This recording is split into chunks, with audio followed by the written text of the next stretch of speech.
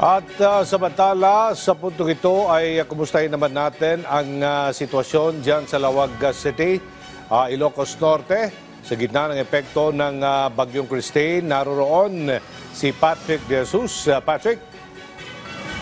At yung bago-bago ang tahon dito sa Lawag City, Ilocos Norte. So ano, ay maganda na yung, maganda muli Aljo yung panahon. Pero kanina kasi, ay nakaranas tayo ng pag-uulan at pabugso-bugsong hangin. Kaya nga inilikas yung higit 100 pamilya. Isinailalim nga sila sa pre-entry evacuation at nanatili sa 3 pangunahing evacuation center dito sa Lawag.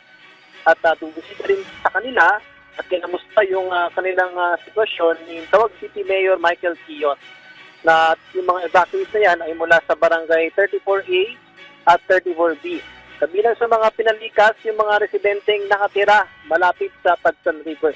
Pinangangambahan Aljo na kapag magpatuloy ang malakas na ulan ay posibleng umabot ang tubig mula sa ilog patungo sa ilang kabahayan.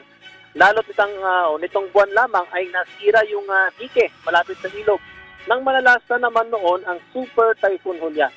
Umaasa naman yung mga residente rito, pati na rin yung mga lokal na opisyal na hindi na lumakas pa ang Bagyong Christine dahil kaka-recover nga lang nila mula sa Super Typhoon Hulyan. At yan ang pinahuling ulat mula rito sa Lawag City, Ilocos Norte. Balik sa iyo, Aljo. Salamat, Patrick De Jesus.